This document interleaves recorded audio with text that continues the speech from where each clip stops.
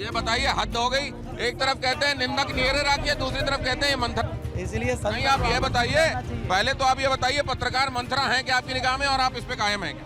कुछ पत्रकार तो देखो है, आप डिनाई नहीं कर सकते।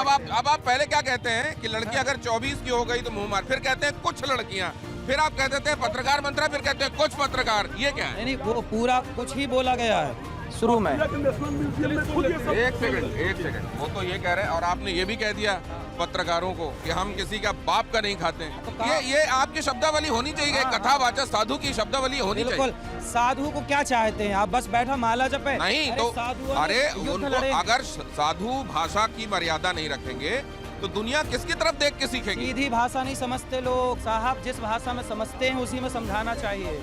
उसके लिए रोड पर आकर प्रदर्शन करना होगा। व्यासपीठ की एक गरिमा है।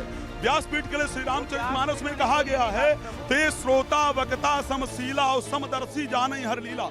अगर आप व्यासपीठ के अंदर हैं, कथा कर रहे हैं, तो फिर सभी को एक समान दृष्टि से। राजेश्री रेड्डी जी, ये जो खासतौर से अनिरुद्धाचार्य जी, वो कहते हैं मैं संविधान का उतना ही आदर करता हूँ। आपने उनके व्यक्तित्व और कृतित्व में संविधान सम्मत चीजें होती देखी हैं या उससे अलग चीजें होती देखी? देखिए, उनका कार्य तो मैं भी बता रही हूँ ना, उनका जो कार्य है, जो वृद्ध माताओं का आश्रम बनाया है, बहुत सारी अन्न सेवा करते हैं, उसके लिए तो मैं एज ए ह्यूमन भी उनके साथ हूँ। लेकिन उन कथावाचक का वो रोल क्या है? What is the role of कथावाचक? कथावाचक ये होता है कि सामान्य लोगों को बिठा के ज्ञान का आपको ज्ञान का ये करना है, रोशनी देना है कि समाज में कुछ गलत हो रहा है तो उनको समझाना है। अगर आप समझाने का भी एक तरीका है, अगर आप एक रिक्शा वाले को बोलोगे कि नहीं भैया आप इस गलत तरीके से बोलोगे तो वो समझेगा नहीं। अगर कहीं गलत हो रहा है तो आप उसको सही तरीके से समझाइए। One wrong can not do the correct with the wrong act only. आपने क्या बोला? लड़कियां आधे कपड़े पहनती है, लड़कियां चारित्र्यहीन होती है, और चाइल्ड मैरिज एक्ट को भी आपने बढ़ावा दिया। अभी तो आपने 2021 का एक बिल देखा है जिसमें एक लड़की की उम्र शादी आयु नहीं आपने बोला है महाराज जी उसी। हाँ, अभी लेट में कंप्लीट नहीं, झूठ नहीं सर, आपने बोला है कि 24 साल की उम्र में लड़कियां वहाँ तक। अब आपने महाराज जी का कहना है, मैंने ये बात नहीं कहा कि सारी लड़कियां चरित्रहीन होती हैं, और ना उन्होंने ये कहा कि सारी लड़कियां 25 की उम्र तक होते होते दुष्चरित्र हो जाती हैं, ऐसा नहीं कहा। सारी नहीं, जिसको भी बोला है उन्होंने गलत शब्द में उनको वर्णन किया। उसमें सर एक क्राइम है। आप उसको, आप किसी को डिग्निटी को, अगर वुमेन की डिग्निटी को डेरोगेट कर रहे हो तो दैट इज द क्राइम। हाँ, महाराज जी, आपके पास ऐसा क्या सबूत था जिसके बेसिस पे आपने ये कह दिया? क्या आपको कोई अगर इस मामले में, और अब तो इसमें आपको इसमें जवाब सवाल भी दर्ज होने हैं कोर्ट में? सारे सवाल जवाब हम देते चले आए हैं, आगे भी देते चले आएंगे। तो सबसे पहले भाई सीधे से 2-3 चीजें कही गई। महाराज जी के एक और प्रश्न है, आप भगवान की कथा हम लोग कर रहे हैं, और भगवान की कथा करने के बाद आप ये कहते हैं कि सीता जी का हरण इसलिए हुआ क्योंकि सीता जी सुंदर थी। सुंदरता दोष है। मैं जानना चाहता हूं, मैंने अभी तक श्री रामचरितमानस के अरण्यकांड के अंदर यह अध्ययन किया था कि रावण कहता है खर दूषण मौसम बलवंता थी नहीं न मारे भी भगवंता, पर ब्रह्म ने अवतार लिया है, मैं उनके साथ जाकर के वैर करूंगा, और वहां जाकर के माता जानकी का हरण करता है, इवन माता जानकी को प्रणाम करता है। अगर देखा जाए श्री रामचरितमानस की चौपाई है, तो फिर इस विषय को लेकर के आना कि माता सीता सुंदर थी इसलिए उनका हरण हो गया, व्हाट इज दिस? मतलब क्या ये व्यासपीठ की गरिमा है? क्या हम अपने ही भगवानों को बैठ करके व्यासपीठ से अगर इस प्रकार अपमानित करेंगे, इट मींस कि हम तो आप उनका जवाब भी तो लीजिए। आप बहुत लंबा सवाल पूछ लेते हैं। महाराज जी, चाणक्य नीति पढ़े हैं कभी? मैं पढ़ा हूं दादा, मैं धर्म पर इतना मैंने अध्ययन किया है। चाणक्य नीति पढ़े हैं तो अति रूपेण वही सीता अति गर्भेण रावण, ये श्लोक नहीं पढ़ा? सुन लीजिए, पहले ये बताइए, पहले ये बताइए, अब सुनने को तैयार नहीं है। वो जो पूछ रहे हैं उनका जवाब दीजिए। वो ये कह रहे हैं कि आपने चाणक्य नीति में अति गर्भ, रावण को बहुत ज्यादा गर्व था और सीता बहुत रूपवती थी, ये उसमें लिखा हुआ है ना? क्या रूपवती होना फिर गलत है? तो उसमें लिखा है जो वो ना बताएंगे हम। चाणक्य नीति फिर आप जला दोगे? कथा चाणक्य बताने के लिए आप मंच पर नहीं बैठे हुए हैं ना। देखिए आप नहीं सर, एक गुरु जी, एक मिनट रुकिए। आप गुरुकुल चला रहे हैं, हाँ कि ना? मैं गुरुकुल से पढ़ी हुई हूँ, मेरी बात सुनिए, आप गुरुकुल चला रहे हैं, मैं गुरुकुल से पढ़ी हुई हूँ। मुझे गुरुकुल में जो मर्यादित भाषा सिखाई जाती है वही मैं सामने रखती हूँ। आप कह रहे हैं कि मैं कैसे भी मंच से बोलूंगा, नहीं बोल सकते आप। साधु आप लोगों का इसमें ऑब्जेक्शन क्या है कि जो बहुत जो अगर रूपवान है, क्या ये उसकी गलती हो गई? आप ये कह रही हैं? बिल्कुल भी नहीं है। मतलब अगर उन्होंने कहा कि सीता जी बहुत रूपवती थी, ये उनके लिए परेशानी हो गई, क्या आप ये कहना चाह रही हैं कि रूपवती की इसमें क्या गलती है? ऐसा क्यों कहना चाहिए? आप ये कह रही हैं? बिल्कुल अगर चाणक्य नीति नहीं पढ़ी इन लोगों ने, मैं क्या करूं? बताइए मैं क्या करूं? आप ये कह रहे हैं कि दुनिया में जिसके पास भी रूप है, मैं नहीं, चाणक्य। तो आप उनका उदाहरण दे रहे हैं, मतलब आप इंडोर्स कर रहे हैं। भाई चाणक्य को आप सपोर्ट नहीं करते? मैं ये कह रहा हूँ कि आप क्या ये कह रहे हैं कि जिसके पास भी, जैसे आप भी सुंदर हैं बहुत देखने में, चाणक्य नीति में जो लिखा है वो अकाट सत्य है, उसे कोई आप ये नहीं कह सकते कि ये नहीं। क्या व्यासपीठ से बैठ करके कथा में प्रयोग किया जाएगा? एक मिनट, एक सेकंड। तो आज जब कोई सुंदर लड़की को, जस्ट मिनट, आपकी बात सुनकर कोई सुंदर लड़की को किडनैप कर लेता है और फिर कहता है सुंदर थी इसकी, इसलिए मैंने किडनैप कर लिया, मेरी क्या गलती है? रावण ने भी तो हरण किया था, क्या होगा उसमें मुझे बताइए। मैं जस्ट पूछ रहा हूँ आपसे, चलिए ठीक है। ये बताइए माता शत्रु पिता वैरी ये न बालो न पाटित का, हाँ, न सोपदे सभा मध्य, नहीं मैं पहले मैं आपसे न सोपदे सभा मध्य हंस मध्य बको था, ठीक है, लेकिन क्या सुन लीजिए, पढ़ाया गया है, लेकिन क्या श्री रामचरितमानस का जो रेफरेंस आप दे रहे हैं, क्या ये रेफरेंस ठीक है? कल कोई लड़की का किडनैप करेगा और वो कहेगा वो सुंदर इसलिए मैंने किडनैप कर लिया, ठीक है? इनकी चिंता स्वामी जी ये है कि मान लीजिए आपकी ये बात सुन के कि रूप जो है वो परेशानी का कारक है, कोई किडनैप कर ले, किसी महिला के साथ कोई दुराचार हो जाए, वो कहे कि इसका रूप इसके लिए जिम्मेदार है, मैं जिम्मेदार नहीं। देखो कोई भी बात उदाहरण से दी जाती है कि फलाने राष्ट्रपति ने ऐसा कार्य किया, और प्रयोग किए जा सकते हैं, इसको ध्यान रखिए। चाणक्य से बड़ा उदाहरण क्या दे सकते हैं? पीठ पर बैठ करके महाराज आप अगर पढ़े ये नहीं करना तो मैं है क्या तो करूं? रैली करिए, इसका मैं सुन लीजिए, जिम्मेदार नहीं नहीं, अगर ये कहना है आपको। और अब हम यमुना जी पे आ गए हैं। ये देखिए यमुना जी इस समय प्रवासी पक्षी बहुत दिखाई दे रहे हैं यहाँ।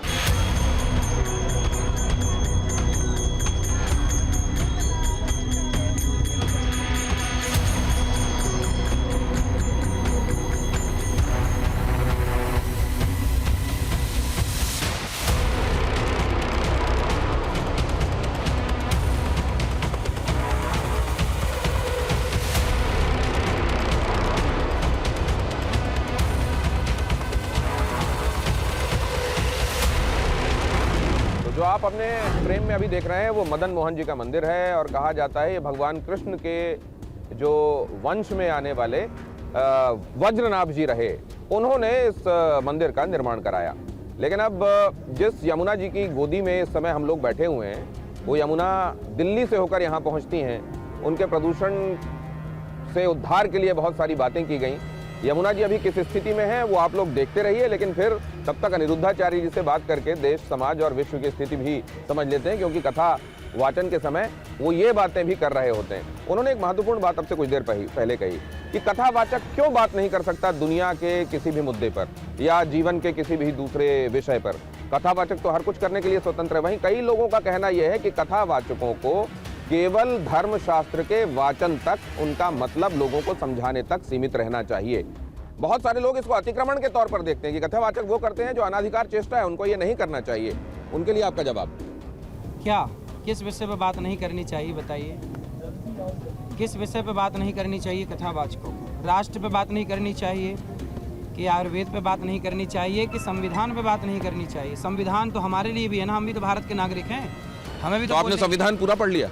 पढ़ा, पूरा पढ़ने की जरूरत हमें नहीं पड़ी, एडवोकेट पढ़ेगा पूरा, मैंने पूरा नहीं पढ़ा। वैसे विज्ञान जो है वैज्ञानिक पूरा पढ़ेगा, हाँ। चिकित्सा शास्त्र डॉक्टर पूरा पढ़ेगा। हाँ, लेकिन ये नहीं है कि हम कुछ धाराओं को नहीं जानते, हम भी जानते हैं। अभिव्यक्ति की आज़ादी हम भी जानते हैं, कुछ धाराएं हम भी जानते हैं। भाई पूरा तो नहीं नॉलेज है उस क्षेत्र का, पर जितना नॉलेज है, जितने से काम चल सकता है उतना आपको भी पता है। तो फिर ऐसा तो थोड़ा बहुत नॉलेज हर किसी को हर चीज़ का है। डॉक्टर भी जानता है बाकी चीज़ों के बारे में, थोड़ा बहुत धाराएं वो भी जानता है, थोड़ा बहुत शास्त्र वो भी जानता है। तो क्या वो क्या वो भी इस बारे में बात करना, शास्त्रों के विषय में बोलना शुरू कर दें? क्यों शास्त्रों के विषय में सब बोलिए, हमारे यहाँ तो सब बात करिए, राम के बारे में सब बात करिए। शबरी, कब शबरी काशी। जैसे आपके साथ ही एडवोकेट बैठी हुई हैं राजेशी जी, आचार्य जी का कहना है कि हम किस विषय पर बात ना करें। सर समाज प्रबोधन जो करते हैं ना, कथावाचक होता है, किसी भी रूप में समाज का प्रबोधन होता है। जहाँ गलत हो रहा है वहीं सही करना हर एक इंसान की जिम्मेदारी है। सर अनिरुद्धाचार्य महाराज जी भी वही कार्य कर रहे हैं, लेकिन सबसे बड़ा प्रॉब्लम वो है कि वो कर बहुत अच्छा रहे हैं, बोल कुछ गड़बड़ा रहे हैं। उनके वाणी से जो उनकी महिलाओं की जो वेदना हुई है, महिलाओं की जो गरिमा को जो ठेस पहुंची है, उसमें आपत्ति है सबको। उन्होंने जो डिरोगेटरी स्टेटमेंट जो पास किया है रिगार्डिंग वुमेन, महिलाओं के प्रति, वो गलत है। महिलाएं, अब जैसे कई महिलाएं मुझको ऐसी भी मिली जिनको मालूम था मैं आपसे बात करने जा रहा हूँ, उन्होंने कहा यार वो स्वामी जी से आप ये पूछिएगा कि वो कह देते हैं कि महिलाएं जिनको मायके में सुख मिला होता है वो ससुराल में कष्ट का कारण बनती हैं, और जिनको मायके में कष्ट और संघर्ष मिलता है वो ससुराल में जाकर सुख का कारण बनती हैं। ये सब क्यों कह देते हैं आप? मतलब मायके में माँ बाप उसको कष्ट देंगे तभी ससुराल का भला होगा। कुम्हार यदि घड़े को तपाएगा नहीं तो वो आपकी प्यास बुझाने के काबिल है। इसलिए हर बेटी और हर बेटे को ऐसा सिखाइए कि हर परिस्थिति में रहे। आज हम ये नाव में बीच में पानी में हैं, भगवान ना करे ये नाव डूब जाए तो हम जिसको तैरना आता है वो तो बच जाएंगे, नहीं आता तो बेमौत मारे जाएंगे कि नहीं। इसलिए अपनी बेटी को, अपने बेटे को हर परिस्थिति से लड़ना और हर परिस्थिति में रहना सिखाओ। पता नहीं कल कौन सी परिस्थितियाँ आके खड़ी हो जाए। आपने तो ये भी कहा कि जो माँ अपनी लड़की को विदा करने के बाद उसके साथ लगातार संपर्क में रहती है उसका घर बिगाड़ती है, और ये भी कह दिया कि अगर माँ और बेटी की बुद्धि एक हो जाए तो फिर ब्रह्मा भी नहीं समझा सकता। देखिए, समाज के हित में जो बातें ज़रूरी होती हैं वो बातें हम ज़रूर बोलते हैं, और इन बातों से बहुत लोगों के जीवन में बदलाव हुआ है, सुधार हुआ है, जीवन में बहुत तरीके का सुख देखा गया है बदलाव के बाद। इसलिए बेटी और माँ का प्रेम तो सदा है, लेकिन उतनी बातें देखो, विवाह के बाद ना जितनी दूरियां रहें और वहाँ ससुराल से जितनी नज़दीकियां रहें उतना बेटी के लिए बेहतर है। माँ बाप से भी बनाए रखो, लेकिन हर समय यदि आप लगे रहेंगे तो कहीं ना कहीं आपके रिश्ते में ही फिर पति बोलने लग जाएगा कि तुम तो दिन भर माँ से बात करती हो, तो कल को आपका पति, आपका परिवार आप पे उंगली ना उठाए। इसलिए भाई होने के नाते मैं ही समझा देता हूँ। तो आजकल ज़्यादातर तो मोबाइल भी हैं, हाँ, तो मायके बात होती है, लंबी बातें होती हैं, तो क्या ये खराब है? लंबी बातें आप बताइए होनी चाहिए कि नहीं? मैं तो आपसे पूछ रहा हूँ, आपने कहा है। उतनी बातें कर लीजिए जिससे रिश्तों में मिठास बनी रहे। यदि आपके घर में लंबी बातों से रिश्तों में मिठास है तो कोई दिक्कत नहीं, आप 5 घंटे बात करिए, लेकिन ऐसा ना हो कि आपकी बातों के चक्कर में आपका पति, आपकी सास, आपका परिवार टूटने की स्थिति आ जाए। ऐसा कोई काम नहीं करना चाहिए कि हम बिखर जाएं। तो ये बहुत सारी बातें ऐसी कि आप बताइए कि ऐसा होना चाहिए कि नहीं। स्वामी जी जिन बातों को मंच से कह चुके होते हैं, व्यासपीठ से कह चुके होते हैं, उन पर आप पर भी डाल देते हैं कि आप बताइए ऐसा होना चाहिए कि नहीं होना चाहिए। अब मैं ज़रा अपने मेहमानों को भी इसमें शामिल करता हूँ, एक एक करके उनके सवाल। यहाँ आप यमुना जी के ऊपर एक और दौर हो जाए, आपका सवाल क्या है? देखिए, मेरे हिसाब से मैं बहुत स्पष्ट कहना चाहूँगा, व्यास जब श्री रामचरितमानस गोस्वामी तुलसीदास जी ने लिखा ना, उनका स्वांता सुखाय तुलसी रघुनाथ गाथा। जो व्यासपीठ है, जो कथा मंच है, वो आत्म शांति के लिए है, आत्म प्रसन्नता के लिए है, आत्मा को परमात्मा से मिलाने के लिए है। और जब श्री रामचरितमानस खत्म किया तो उन्होंने कहा स्वांता तमः शांत है, मेरे अंदर का जो तम। नहीं तो ये आचार्य जी क्या करते हैं? मैं वही कहना चाहता हूँ, लेकिन कुछ ऐसी कथाएं, कुछ ऐसी शब्दावली, हो सकता है इनका कहने का इंट्यूशन, कहना कुछ और चाहते हो और निकला कुछ और हो, लेकिन वो समाज को हर्ट करने वाली हैं, वो जिहादियों को जैसे करने वाली हैं, जैसे बहुत सारी बातों को लेकर के। कोई एक स्पेसिफिक बात, ताकि स्पेसिफिक जवाब ले सकूं। चाहे वो मैं मैरिज वाली बात करूं भी, उस पर चर्चा हो रही बहुत बार हो गया, इसलिए मैं कहना नहीं चाहूंगा। मुझे लगता है महाराज जी के कारण व्यासपीठ रियल कम रील ज्यादा हो गया है।